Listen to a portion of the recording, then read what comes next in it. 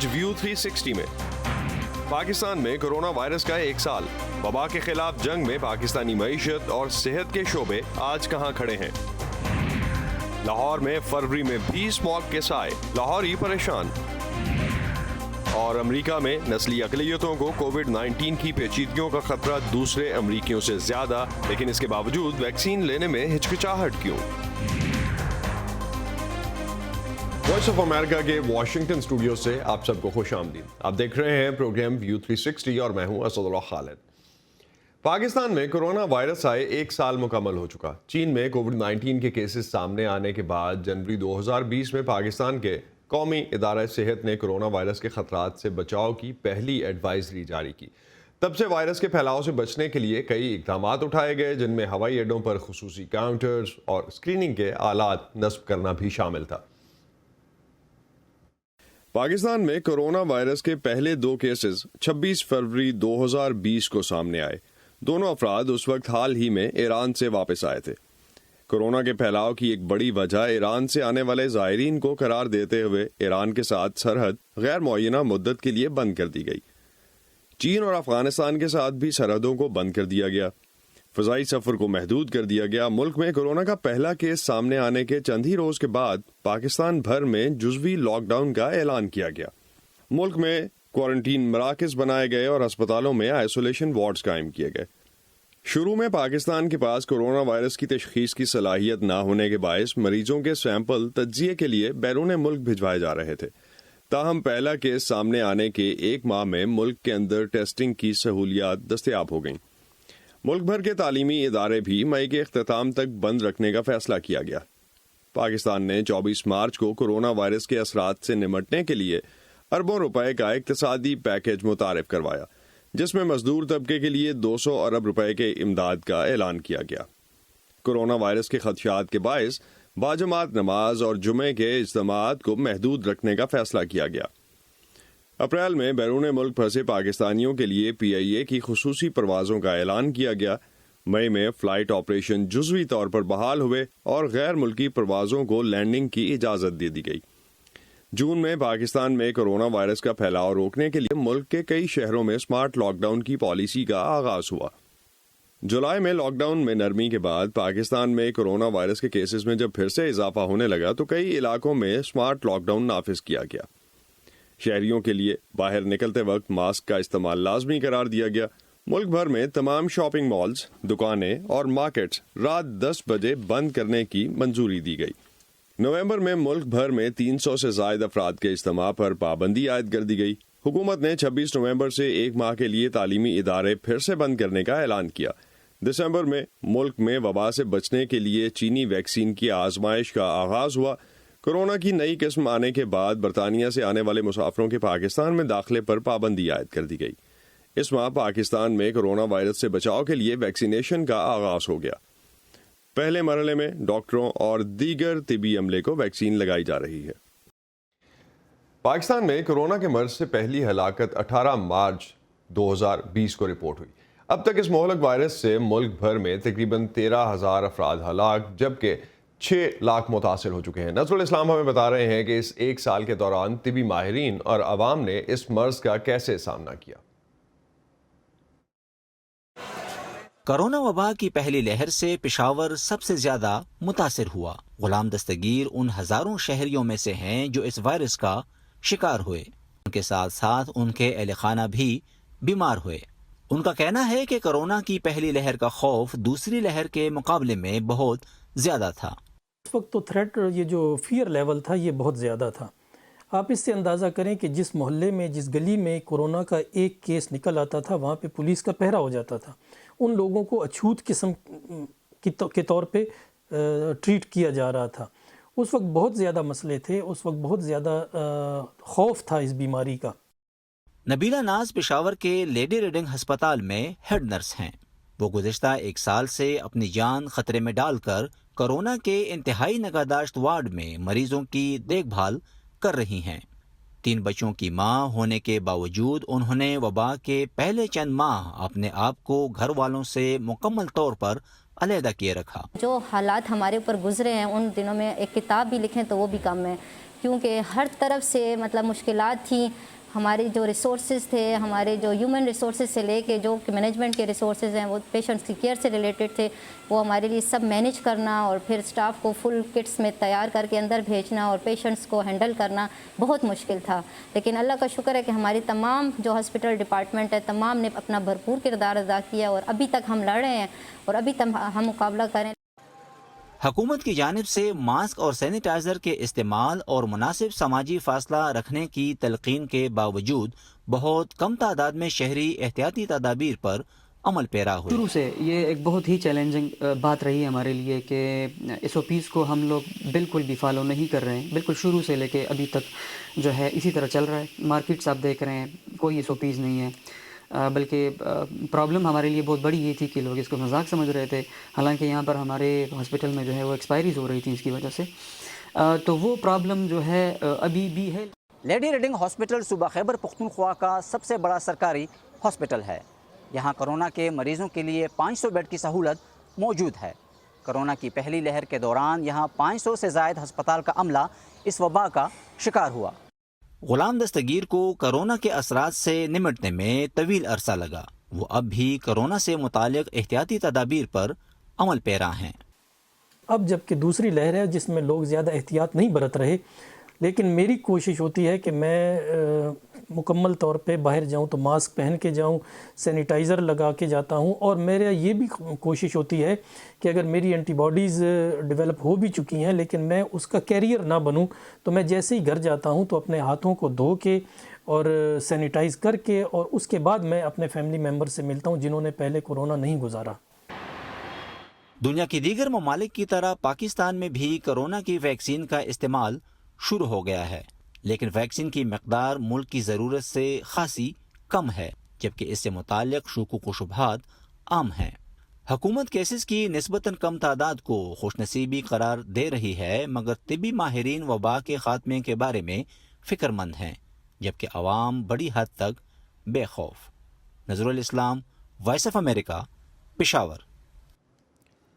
Doctor Faisal Sultan قومی صحت کے لیے پاکستانی وزیر اعظم کے مشیر خاص ہیں. اسلام آباد میں نظر الاسلام سے پاکستان کو درپیش ان چیلنجز پر بات کرتے ہوئے جو کورونا کے خلاف جنگ میں پاکستان کو درپیش رہے، ڈاکٹر فیصل سلطان کا کہنا تھا کہ پہلا بڑا چیلنج یہ تھا کہ پاکستان جیسے گنجان آباد ملک میں اس طرح سے لاک ڈاؤنز لگانا ممکن نہیں تھا جس طرح سے ہم نے یورپ یا باقی ملکوں میں دیکھے، اور اس پیٹرن پہ پاکستان میں سمارٹ لاک ڈاؤنز نے شاید بہتر کام کیا. دوسرا جو چیلنج رہا ہے ہمارے پاس وہ یہ ہے کہ جب یہ وبا پھیلی تو ہمیں کوآرڈینیشن، ٹیسٹنگ، اپنی ہیلتھ کیئر سسٹم کی کیپیبلٹی کو ریمپ اپ کرنا، یہ چیلنجز تھے. پروٹیکٹیو ایکوپمنٹ حاصل کرنا، یہ چیلنجز تھے. ویکسین کی فراہمی، یہ چیلنجز تھے. اب ان چیلنجز کو میٹ کیا گیا ہے. ٹیسٹنگ کیپیبلٹی کو بڑھایا گیا، کوآرڈینیشن NCOC کے ذریعے کی گئی تاکہ ایک مربوط پروگرام کے تحت جو ہے ویکسین جو ایپیڈیمک ہے اس کے خلاف جو آپ کے اقدامات ہیں وہ کوآرڈینیٹڈ ہوں، ڈیٹا ڈریون ہوں، منطقی ہوں، سائنسی ہوں. اس ساری چیز کو ممکن بنایا گیا. تو میں سمجھتا ہوں کہ ان چیلنجز کا اچھی طرح سے مقابلہ کیا گیا اپنی ٹیسٹنگ کیپیبلٹی کے ذریعے، اپنی ramp up of health care system کے ذریعے، کوآرڈینیشن کے ذریعے، ڈیٹا انالیسس کے ذریعے، اور ان تمام چیزوں کو انڈر ون روف کوآرڈینیٹ کرنے کے ذریعے. اس میں ہمارے پاس جو آئندہ آنے والے چیلنجز ہیں اس میں یقیناً اب ویکسین کی ڈپلائمنٹ اور ہماری بیشتر پاپولیشن تک پہنچنے کی جو ایفرٹ ہے، اب ہمارا اگلا ٹیسٹ یہ ہوگا. اور ڈاکٹر صاحب اگر ہم دیکھیں پاکستان میں انفارچونیٹلی پروپیگنڈا یا کنسپریسی تھیریز جو ہیں وہ بھی بہت زیادہ ہوتی ہیں. اگر ہم دیکھیں تو گزشتہ 3 دہائیوں سے پولیو کے بارے میں بھی جو شبہات ہیں وہ بھی دور نہیں ہوئے ہیں. کچھ اسلامی ممالک، اگر ہم انڈونیشیا کی بات کریں، وہاں پر بھی حلال اور حرام کی ڈیبیٹ بھی چل پڑی ہے. پاکستان میں آپ سمجھتے ہیں کہ اس طرز کی ڈیبیٹ کو آپ کو کاؤنٹر کرنے کی آپ کے پاس کیا پالیسی ہے؟ دیکھیے جی، ایک تو اس کے بارے میں ایک بڑی کلیئر کٹ کمیونیکیشن اسٹریٹجی ہے جو ہم نے بنا رکھی ہے، اور جو جیسے ہی ہماری جنرل پاپولیشن کو ویکسین لگنی شروع ہوتی ہے اس کیمپین کے ذریعے ہم لوگوں کو آگاہ کریں گے، ان کو اس ویکسین کی افادیت اور اس کی سیفٹی دونوں کے بارے میں آگاہ کریں گے. اس کو نہ صرف کہ سائنسی اعتبار سے بتائیں گے بٹ ہم یہ بھی دکھائیں گے کہ جو ہماری لیڈرشپ ہے, جو ہمارے کی اوپینین لیڈرز ہیں, وہ بھی یہ ویکسین لگوا رہے ہیں تاکہ لوگوں کو کانفیڈنس ہو. اور میں نہیں سمجھتا کہ اس میں کوئی حرام اور حلال کا مسئلہ ہے, اس میں کوئی اینیمل پروڈکٹس تو ہیں ہی نہیں. یہ کیمیکلز اور ایک مولیکولر لیول کے اوپر یہ ویکسین بنائی جاتی ہیں. تو میں سمجھتا ہوں کہ ہم اس میں ایسے تمام جو شکوک و شبہات ہیں, کانسپریسی تھیریز ہیں, اس کا مقابلہ کرنے کے قابل ہوں گے. سر اگر ہم دیکھیں تو دنیا کے بیشتر ممالک میں جو کہ بہت زیادہ ترقی یافتہ ممالک ہیں, وہاں پر کووڈ کی وجہ سے بہت زیادہ ہلاکتیں ہوئی ہیں. پاکستان میں انفارچونیٹلی جو SOPs گورنمنٹ کی جانب سے جاری کی گئی ہیں اس پر کوئی اتنا خاص عمل نہیں ہو رہا ہے. پھر بھی یہاں پہ اگر ہم ریشو دیکھیں ہلاکتوں کی تو بہت کم ہے. کیا وجوہات آپ کی نظر میں اس کی ہو سکتی ہیں؟ 2-3 چیزوں کو بڑا اہم سمجھیے. ایک تو یہ کہ ایک طرف ہم سمجھتے ہیں کہ کئی دفعہ یہ ایک امپریشن ہوتا ہے کہ SOPs جو ہیں وہ فالو نہیں ہوتی ہیں, اور وہ صحیح بھی ہے کسی حد تک بات. لیکن کچھ امپورٹنٹ انٹرونشنز تھی جو شروع میں کی گئیں. لارج گیدرنگز کو سارٹ آؤٹ کیا گیا. بڑے جو ادارے تھے, اسکول, کالج, یونیورسٹیز, ان کو بند کیا گیا شروع میں. پھر شروع میں لاک ڈاؤن آیا. پھر اس کے بعد ہم نے سیکٹر وائز ڈیٹا کو اینالائز کر کے اس چیز کو کھولا. تو ایک تو یہ کہ ان چیزوں کا جو فرق تھا, ان چیزوں کا جو اثر تھا, اس سے خاطر خواہ فرق ہمارے وبا کی پھیلاؤ پہ پڑا. ایک بات. دوسرا جو ایلیمنٹ تھا وہ بہت امپورٹنٹ تھا, وہ یہ تھا کہ ہماری جو پاپولیشن ہے وہ ینگر ہے. تو ہمارا پاپولیشن سٹرکچر ایسا ہے کہ ہمارے ہاں اتنے اولڈر لوگ نہیں ہیں, اور چونکہ بزرگوں میں اس کی مورٹیلٹی زیادہ ہوتی ہے, تو کچھ فرق ہماری پاپولیشن پیرامڈ یا پاپولیشن سٹرکچر کے فرق ہونے سے تھا. پاپولیشن کا جو سکوئر تھا, ڈاکٹر فیصل سلطان کہہ رہے تھے کہ جس طرح کی ایکویشن پاکستان میں ہے پاپولیشن کی, اس کی وجہ سے بھی کافی حد تک پاکستان سیف رہا. لیکن دوسری جانب اگر ہم جو ریسنٹلی ایک تھنک ٹینک کی رپورٹ جاری ہوئی جس میں کہا گیا کہ پاکستانی ادارہ جو ہے وفاقی شماریات کا, اس کے مطابق ملک میں کرونا کی وبا کے باعث 2 کروڑ 6 لاکھ لوگ ایسے ہیں جن کا معاشی سرگرمیاں محدود ہونے کے باعث روزگار ختم ہو گیا. اس کے نتیجے میں 10% آبادی کو شدید غذائی قلت کا سامنا کرنا پڑا. 2 سال پہلے یہ شرح صرف 3% تھی. پاکستان میں صحت عامہ کے نظام پر تو کرونا نے بوجھ ڈالا ہی, لیکن معاشی لحاظ سے عوام کووڈ-19 سے کیسے متاثر ہوئے, آئیے انہیں سے جانتے ہیں. نوکری سے فارغ ہونے کے بعد میرے پاس جو جمع پونجی تھی وہ خرچ ہو گئی, اور اب بہت مشکل سے گزارا ہو رہا ہے. اس سے پہلے لوگوں سے 200 سے قرض لیے تھے, لیکن اب وہ بھی ختم ہو گئے.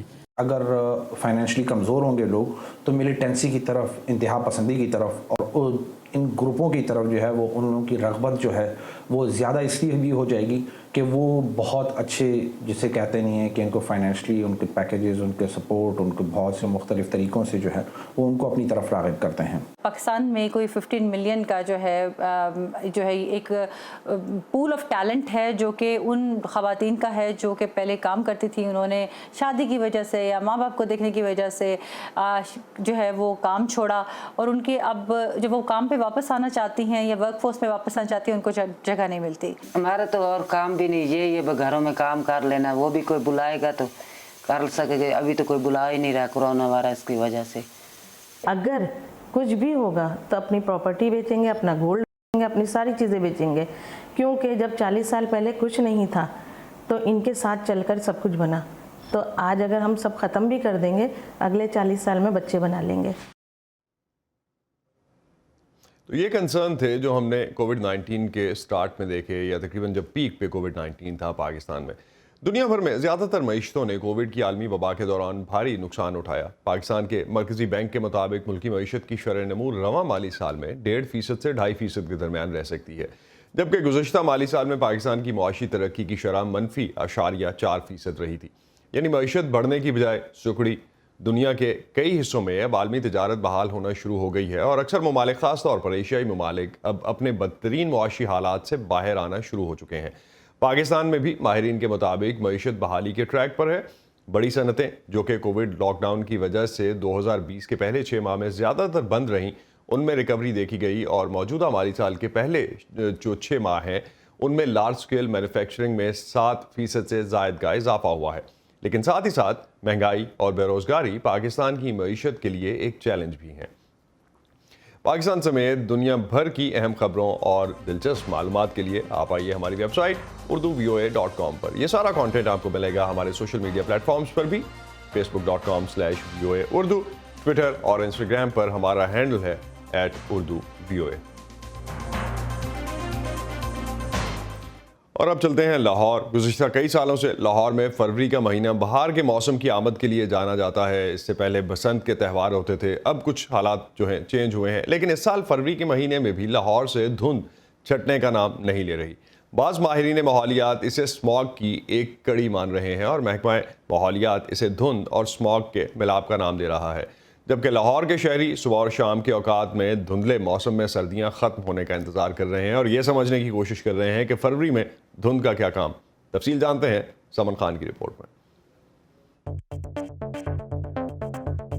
لاہور نے سال 2021 کے آغاز میں ہی اسموگ کا سامنا کر لیا.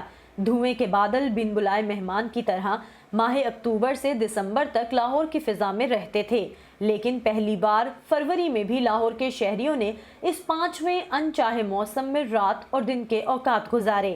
اسے پہلے لوگ دھند سمجھتے رہے, لیکن ماحولیات پر کام کرنے والے حلقوں کی نشاندہی پر معلوم ہوا کہ دھند میں تو نمی کی مقدار زیادہ ہوتی ہے, لیکن شہر کی فضا میں دھول کے ذرات زیادہ ہیں.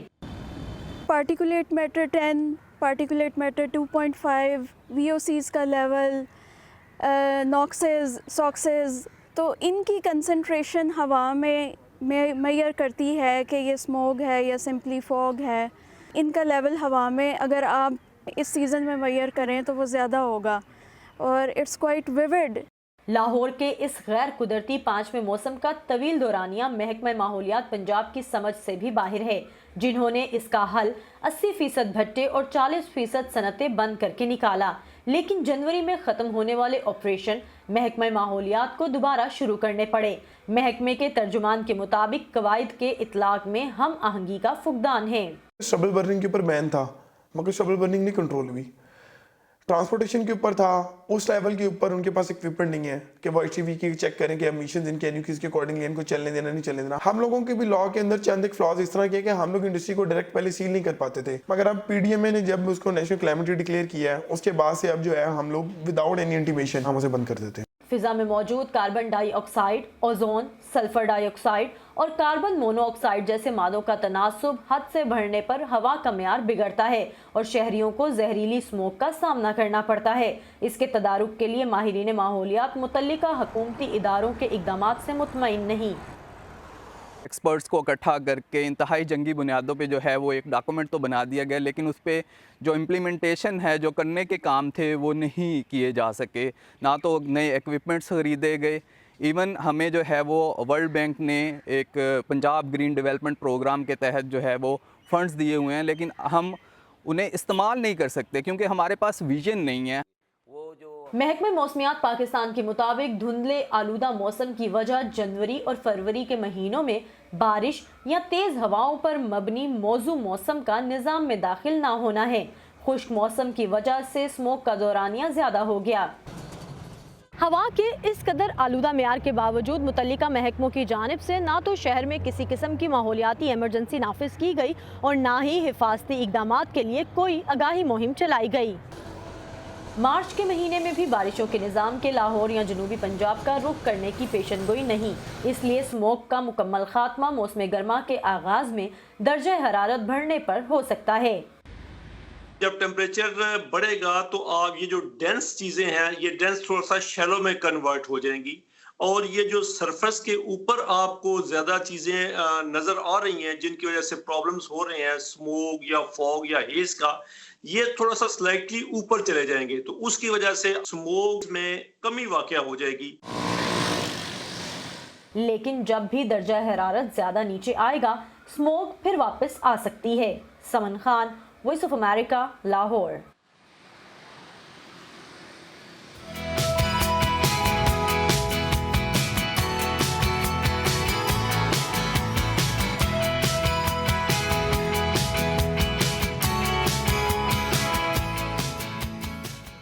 کچھ دیر پہلے نظر الاسلام نے ڈاکٹر فیصل سلطان سے پوچھا کہ پاکستان میں بھی کچھ کنسرنز جو ہیں، جو کانسپریسی تھیورسٹ ہیں وہ کہتے ہیں کہ ویکسین جو ہے اس میں حلال اور حرام کا کانسیپٹ ہے، اور کچھ کنسرنز ہیں اس حوالے سے۔ امریکہ میں بھی کچھ نسلی اقلیتوں کو کووڈ-19 اور اس سے ہونے والی پیچیدگیوں کا خطرہ دوسرے امریکیوں سے قدرے زیادہ ہے۔ ماہرین کی نظر میں ان کمیونٹیز کے لیے ویکسین لینا اور بھی اہم ہے۔ صبا شاہ خان ہمیں بتا رہی ہیں کہ کیوں خطرہ زیادہ ہونے کے باوجود ان کمیونٹیز میں بہت سے لوگ ویکسین نہیں لینا چاہتے۔ بیماریوں کی روک تھام کے امریکی ادارے CDC کے مطابق سیاہ فام اور ہسپانوی نژاد کمیونٹیز میں کووڈ سے متاثر ہونے کا اور اس کی شدت سے ہسپتال پہنچنے کا امکان دوسرے شہریوں کے مقابلے میں 3.5 گنا زیادہ ہے۔ صرف یہی نہیں، وبائی امراض کی ماہر ڈاکٹر ٹوسن گوجی کہتی ہیں، ہمارے پاس ڈیٹا موجود ہے جو ظاہر کرتا ہے کہ ان کمیونٹیز کو زیادہ خطرہ ہے، اور ہم یہ بھی جانتے ہیں کہ ہائی بلڈ پریشر، ذیابیطس اور موٹاپا وہ عوامل ہیں جو کووڈ-19 ہونے کی صورت میں سنگین بیماری کا خطرہ بڑھا دیتے ہیں، اور یہ تینوں امراض سیاہ فام اور ہسپینکس میں زیادہ پائے جاتے ہیں۔ امریکی وفاقی محکمہ سینٹر فار ڈیزیز کنٹرول یا CDC باقی آبادی کے مقابلے میں اقلیتی کمیونٹیز کی وبا سے زیادہ متاثر ہونے کی 5 بڑی معاشرتی وجوہ بتاتا ہے۔ ان میں وہ علاقے اور ان کا ماحول بھی شامل ہیں جہاں زیادہ تر اقلیتیں رہائش پذیر ہیں۔ ان علاقوں کی تنگ رہائشی عمارتیں اور محدود ٹرانسپورٹیشن جیسے مسائل نے کورونا وبا کے پھیلنے کے لیے ماحول کو زیادہ سازگار بنایا ہے۔ دوسری وجوہات میں صحت عامہ کے معیاری وسائل تک رسائی، کام کے شعبے اور ان شعبوں میں کام کرنے کے حالات، اقلیتی آبادی کی اکثریت کی آمدن اور تعلیم سے متعلق حالات شامل ہیں۔ ڈاکٹر ٹوسن گوجی کہتی ہیں، افریقن امریکن لوگوں میں کووڈ ہونے کی صورت میں موت واقع ہونے کا خطرہ دوسری اقلیتی کمیونٹیز کی نسبت زیادہ ہے، اور اس لیے بھی ماہرین ان ہائی رسک کمیونٹیز کے لیے ویکسین لینا انتہائی اہم قرار دے رہے ہیں۔ لہٰذا اگر میں اور آپ ویکسین لیتے ہیں تو آپ نہ صرف اپنی حفاظت کر رہے ہیں بلکہ آپ اس وائرس سے محفوظ لوگوں کی تعداد میں بھی اضافہ کر رہے ہیں تاکہ ہمیں ہرڈ امیونٹی مل سکے۔ اس سے آپ کا خاندان مستفید ہوتا ہے، برادری مستفید ہوتی ہے، چرچ کی مدد ہوتی ہے کیونکہ لوگ وہاں جانا چاہتے ہیں۔ تو ہرڈ امیونٹی حاصل کرنے سے آپ جو کچھ کرنا چاہتے ہیں آپ کر سکتے ہیں۔ لیکن یہ اتنا آسان نہیں۔ اس کی ایک بڑی وجہ سیاہ فام کمیونٹی کا امریکہ کے صحت عامہ کے نظام پر عدم اعتماد بھی ہے۔ اس عدم اعتماد کے پیچھے سیاہ فاموں کے ساتھ صحت کے نظام میں روا رکھی جانے والی ناانصافیوں کی ایک تاریخ ہے۔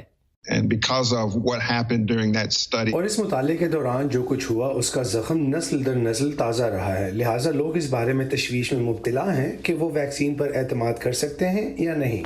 اور پھر سوشل میڈیا پر ویکسین سے متعلق گردش کرنے والی افواہیں اور توہمات بھی ان کے وسوسوں میں مزید اضافہ کرتے ہیں۔ مثلاً سیاہ فام مذہبی فرقے نیشن آف اسلام کے لوئی فرخان اپنی ویب سائٹ پر لوگوں کو ویکسین نہ لینے کی ہدایت کر رہے ہیں۔ ٹیکسس کے دلیوک چرچ میں ریورنڈ ڈاکٹر ٹیموتھی سلون سے ان کے چرچ کے ممبران نے بھی کچھ ایسے ہی خدشات کا اظہار کیا۔ And they vaccinated it with the love of God. People are saying that انہیں فکر ہے کہ ان میں ایک چپ لگائی دی جائے گی یا شاید ان کی تیسری ٹانگ یا بازو اگائیں گے۔ بہت سے سوچتے ہیں کہ شاید انہیں ویکسین کے سائیڈ ایفیکٹس اتنے نہیں بتائے جا رہے ہیں جتنے کہ ہیں۔ ڈاکٹر ٹیموتھی سلون کہتے ہیں مقامی عبادت گاہیں یہ غلط فہمیاں دور کرنے میں اہم کردار ادا کر سکتی ہیں، اسی لیے انہوں نے صدر جو بائیڈن کی کورونا ٹاسک فورس کے سینئر رکن ڈاکٹر اینتھنی فاؤچی کو اپنے چرچ سے براہ راست گفتگو کی دعوت دی۔ اگر کوئی یہ کہے کہ اسے ویکسین نہیں لگوانی تو ضروری نہیں کہ وہ ویکسینیشن سے متفق نہیں۔ ان سے پوچھنا چاہیے کہ وہ کیوں لینا نہیں چاہتے۔ یہ آپ کے لیے ایک موقع ہے ان کے علم میں اضافہ کرنے کا۔ ریاستوں کی صحت عامہ کے اداروں کے ڈیٹا کے مطابق 16 امریکی ریاستوں میں اب تک صرف 3% امریکیوں کو کورونا کی ویکسین کی پہلی ڈوز دی گئی ہے، اور ویکسین لینے والوں میں سیاہ فام افراد کے مقابلے میں سفید فاموں کی شرح نمایاں طور سے زیادہ ہے۔ Saba Shah Khan, voice of America, Fairfax, Virginia. یہ تھا آج کا ویو 360۔ اسٹے سیف، اور پروگرام پر اپنے فیڈ بیک کے لیے آپ آ سکتے ہیں facebook.com/VOA اردو کے پیج پر۔ اس کے علاوہ ٹویٹر اور انسٹاگرام پر ہمارا ہینڈل ہے @urduvoa۔ اب تک کے لیے اتنا ہی۔ اسد اللہ خالد کو اجازت دیجیے، خدا حافظ۔